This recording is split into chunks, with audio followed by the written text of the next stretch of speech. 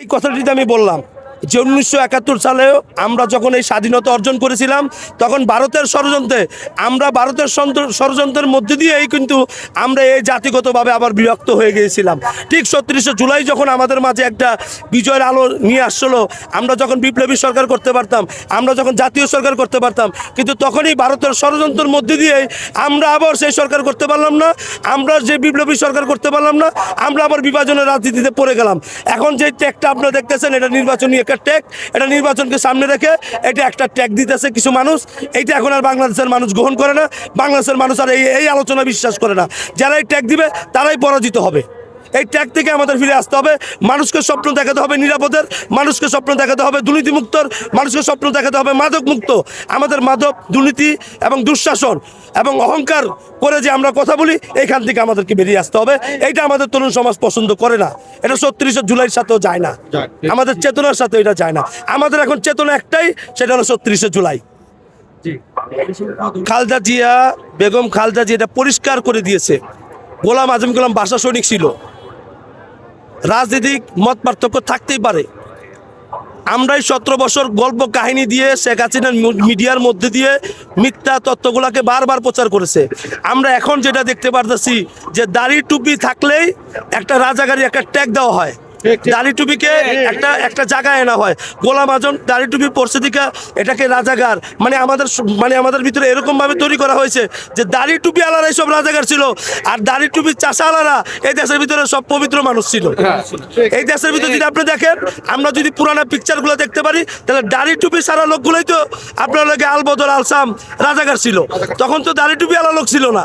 আসলে এটা ভারতের একটা টিক, ভারতের একটা সিস্টেম, মুসলমানকে কিভাবে এখানে ছোট করা, মুসলমানকে কিভাবে আপনি এইভাবে ধ্বংস করা, আমাদের সন্তানদেরকে বোঝানো যে এই দাড়ি টুপি মানি ইসলামের প্রতীক, এটা রাজাগার না।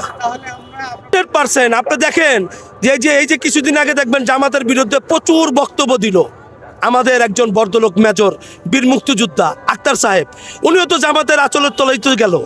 আমাদের বীর শ্রেষ্ঠ বীর সন্তান এখন জীবিত কর্নেল অলি সাহেব, উনিও তো জামাতের সাথে জোট করলো। আমাদের যে জুলাই যোদ্ধারা এনসিপি, তারাও তো জামাতের সাথে জোট করলো, এবং বেগম খালেদা জিয়াও তো 4 দলীয় ঐক্য জোট জামাতকে নিয়েই তো করছে। বিষয়টা হলো কি, বেগম খালেদা জিয়া এখন আমাদের কাছে কোনো আদর্শ, উনি যেটা পরিষ্কার করে দিয়েছে, এর বাইরে যারা কথা বলবো তারা জিয়া পরিবারের আদর্শের বাইরে, তারা বিএনপির আদর্শ ধারণ করে না। কারণ বেগম খালেদা জিয়াকে তো এটা ছোট করা হয়। যখন বেগম খালেদা জিয়া এই জামাতের সাথে যখন জোট করছিল, 4 দলীয় জোট করছিল, তখন পতাকা গোলাম বেগম খালেদা জিয়া দিয়েছিল তাদেরকে, মন্ত্রী পরিষদ গোলাম বেগম খালেদা জিয়া নিয়েছিল তাকে।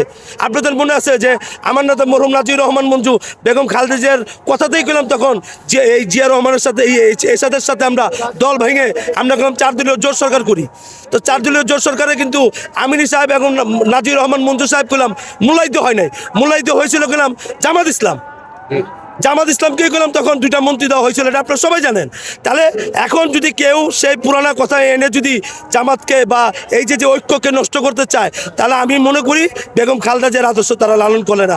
আজকের জানাজার থেকে এটাই শপথ নেওয়া উচিত যে বেগম খালেদা জিয়া যেটাকে ফিক্সড করে দিছে, যেটাকে সমাধান করে দিছে, বেগম খালেদা জিয়া যে কথা পরিষ্কার বলে দিছে, তার বাইরে আর বিএনপির যাওয়ার কোনো রাস্তা নাই। আমি সাকির আহমেদ সুজন, বাংলাদেশ জাতীয় পার্টি বিজেপির কেন্দ্রীয় সাংগঠনিক সম্পাদক।